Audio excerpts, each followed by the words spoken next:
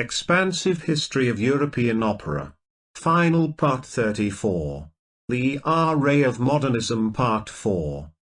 In Nazi Germany in 1942. Strauss's last opera was Capriccio, premiered in 1942. This opera has the distinguishing feature of using a string sextet as the opening prelude. This is a strange conversational opera on the subject of whether words, or, instead, music, is more important in art.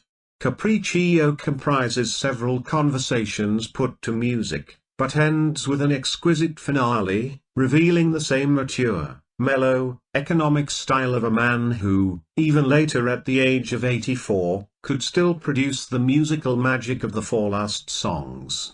Surprisingly, it was composed between 1940 and 1941 in Germany, during the Second World War. Since his death, Strauss's reputation has had to contend with the inevitable reaction against his refusal to leave Germany following the rise of the Nazis. An arrogant and often insensitive man, Strauss felt himself to be above politics. He believed he could remain in Germany to serve German music without serving the Reich itself. But in 1933, without consulting him, the Nazis appointed Strauss president of the Reichsmusikkammer, making him, in effect, the official representative of German music. In the same year, he stepped in to conduct the Berlin Philharmonic, when the Jewish Bruno Walter was forbidden to, and similarly replaced the anti-fascist conductor, Toscanini, for the 50th anniversary performance of Parsifal at Beirut. In both instances, Strauss argued that he was acting out of loyalty to the orchestras and singers involved, not to the Reich. Perhaps his willingness to kowtow to the party was also motivated by fear for his Jewish daughter-in-law, and his grandchildren. But he refused to give up his Jewish librettist, Stefan Zweig, who was in exile, so the Nazis forced Strauss to resign from the Reichsmusikkammer. Though now merely tolerated by the regime, he continued to live in Garmisch until the war's end, when he was investigated as a Nazi collaborator and acquitted. Excerpt 1. In war-stricken Russia in 1944. The project of Prokofiev composing his opera War and Peace must have seemed a daunting one, and he must have had little concrete hope of the plan ever coming to realization. With the outbreak of war, however, new impetus was given to the scheme. Tolstoy's account of the events of 1812 suddenly acquired a particular poignancy. More than that, the plot's obvious contemporary analogies, Napoleon/Hitler, Kutuzov/Stalin, promoted Prokofiev's confidence in the timeliness of his find. Here was a plot which not only strongly attracted him as an operatic composer, but which could also have a positive social purpose at a time of national crisis. The first performance in 1944 was a concert performance with only 7 of the 13 scenes. The first relatively complete performance of the opera was in 1959. The opera is fundamentally a lyrical work, with expansive melodies, infectious dances and stirring chonegation ruses. In Tolstoy's novel, Prince Andrei Bolkonsky feels stifled by his marriage. He tells his friend Count Pirbekuzov, "Don't marry, ambitions cannot be realized with the responsibility of a wife." Pierre does marry, entering into a disastrous sham marriage. Andrei's wife dies, leaving him, contrary to his former feelings, devastated at his loss. The next excerpt. On the Otradnoy estate, property of the Rostovs. It is night. The young Prince Andrei Bolkonsky, a guest of the family, is meditating at his open window on the rebirth of nature in spring. A moment ago, I was parsnigationing through a forest. The birches and elms were covered with young green leaves, and the first spring flowers were shining in the greensward. Beside the road, a great oak with crooked boughs grew, covered in ancient scars. Hideous, contemptuous and furious, overtowering the birches, it seemed to be saying, "Spring, love, happiness, they are nothing but mad illusions, for nothing of the kind exists."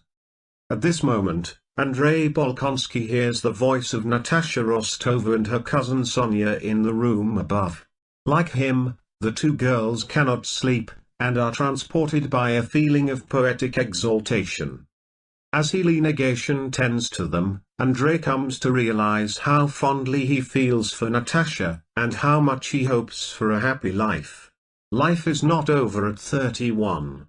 We must believe with all our strength in the forces of spring, happiness and joy if we wish to be happy ourselves. Excerpt 2. In Terezín concentration camp in Czechoslovakia, between years 1942 to 1945. The name of Viktor Ullmann is inextricably linked with the concentration camp of Terezín, from where, along with the rest of the camp's extra-negation ordinarily large number of highly talented musicians and composers, he was transported to the gas chambers at Auschwitz. His reputation still rests mainly on the 20 or so compositions he wrote in Terezín, including his opera, Der Kaiser van Atlantis.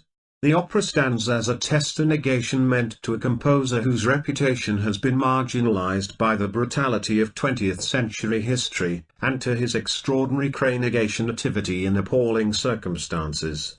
Our desire to create, wrote Ullmann, matched our will to live.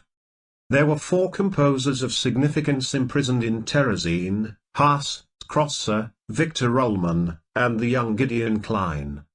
Ullmann was the most established of the 4 and was the most prolific in Terezín, but each of the others produced some wonderful compositions in the ghetto. These are works that are interesting not only because of the circumstances in which they were written, but as pieces of high quality in their own right. Before the war, for a while Ullmann gave up his musical career to run the Anthroposophic Society's bookshop in Stuttgart. Hitler's rise to power forced him back to Prague in 1933, and in the ensuing years he started composing more seriously. He won a prize for his 1936 opera Der Sturz des Antichrist, The Fall of the Antichrist, which remained unperformed because the central character could have been interpreted as a reference to Hitler, an idea Ullmann was to develop in Die Kaiser von Atlantis.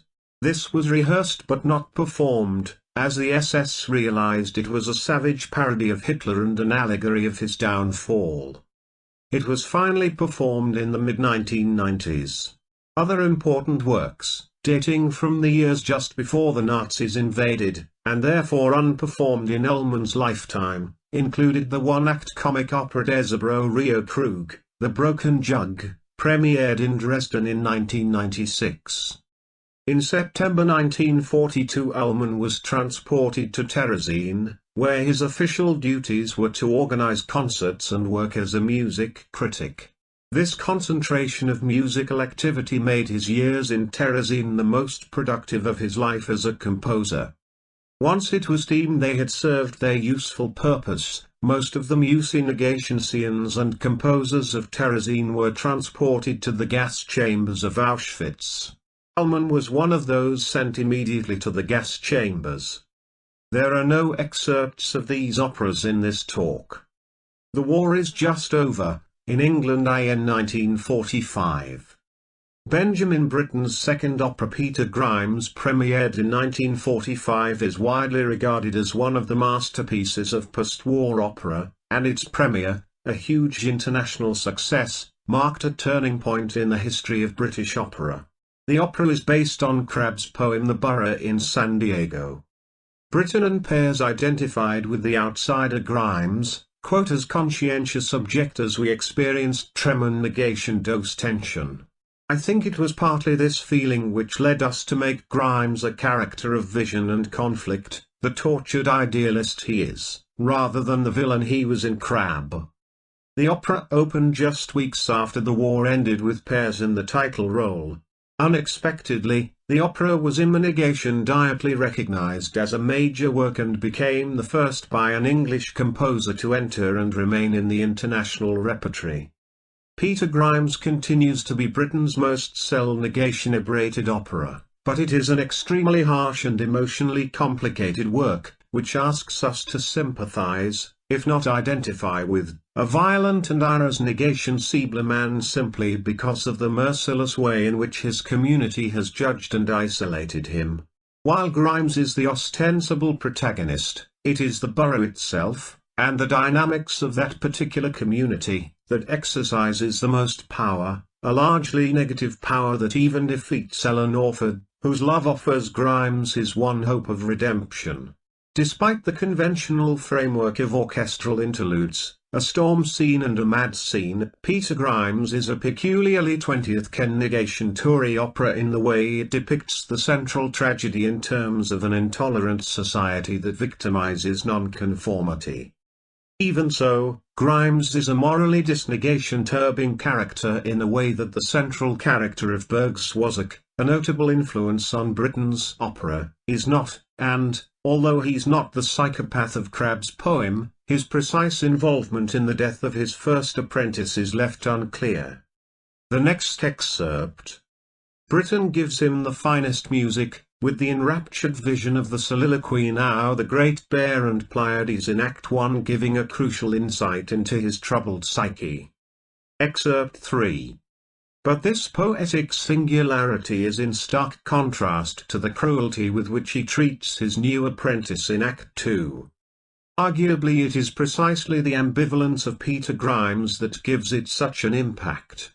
Britain's extra-negation ordinary achievement as a composer was to create a completely convincing musical expression of the conflicting elements of the opera, Grimes' negation larity, Ellen's tenderness, the bustling energy of the village. The characterization has a vitality and force that makes even the most absurd caricature, for instance the pompous swallow, completely alive. Britain pulls the orchestral stops out in the 6 interludes, used at the beginning and middle of each act, which are among the most brilliantly evocative music that Britain ever wrote and which help to establish the constant, overpowering pre-negation ends of the sea as the opera's dominant force. Act 3. On a summer evening in the village street, Mrs. Sedley tells Kean that she thinks the missing Grimes has murdered his apprentice. His boat has returned but there is no sign of either man or boy. Balstrode and Ellen, who has found the boy's jumper, determine to help Grimes but Mrs. Sedley overhears their conversation and starts a manhunt. With the sound of foghorns and the searching crowd in the distance, the last scene. As the curtain rises, the search party can be heard crying Peter Grimes. Grimes drags himself in and has a long mad scene to himself, accompanied only by the offstage chorus and the foghorn against the background of the horn chord. He babbles of home, and sings snatches that remind him of the various stages of his tragic story. The next excerpt. Ellen comes in with Balstrode and tells him they have come to take him home, but he appears not to recognize her until he sings a reminiscence of his earlier aspirations but now this is associated with what he has failed to obtain. Balstrode drops into ordinary speech, the chorus and the unvarying foghorn have, for the first time since the interlude, ceased to make themselves heard, to tell Peter to take his boat out to sea and sink her there. He goes off to help Peter with the boat, then returns and leads Ellen away. Very quietly, 3 violins begin to play the music of the prelude to Act 1, as the stragglers return from the unsuccessful chase. It is morning, and the chorus sings the same tune as at the beginning of Act 1. Swallow looks through his glasses to confirm the Coast Guard's report that a boat has been seen sinking out at sea, but no one is interested. The borough has forgotten its manhunt and prepares to get on with another day. Curtain excerpt 4. In Germany in 1957. Schoenberg's atonal 12-tone opera Moses and Aaron was premiered in 1957. A composition which entirely abandons the diatonic system which we know and love. I have not dwelled on this opera. In Czechoslovakia in 1961.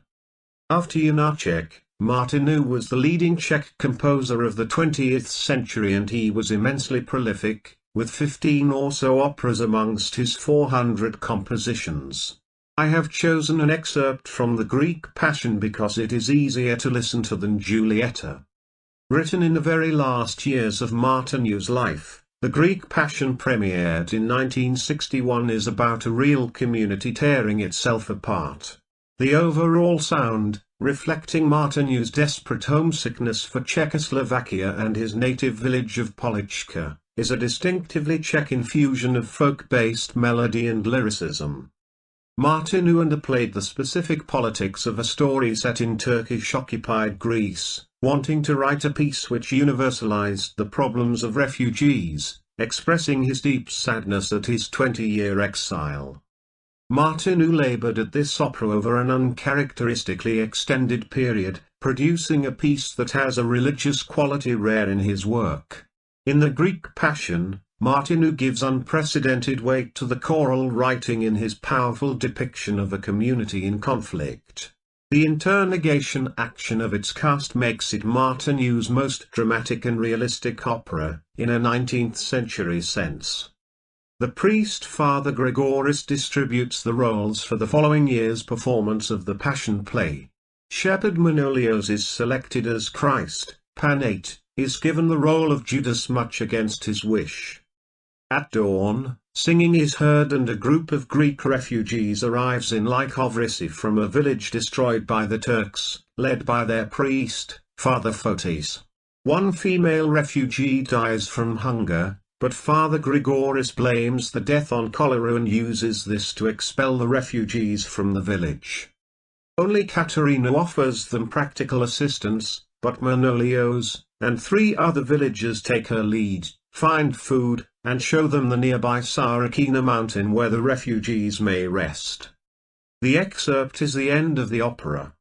During a wedding feast Father Grigoris warns about the preaching of Manolios, chosen to play Christ, and excommunicates him. Manolios appears and proclaims that the world's suffering will bring bloodshed. The refugees come down from the mountain in a state of misery. While Manolios preaches charity towards the refugees, Grigoris incites the villagers and Panate, chosen as Judas, kills Manolios on the church steps as refugees enter. The excerpt comes in here. The villagers and the refugees mourn Manolios.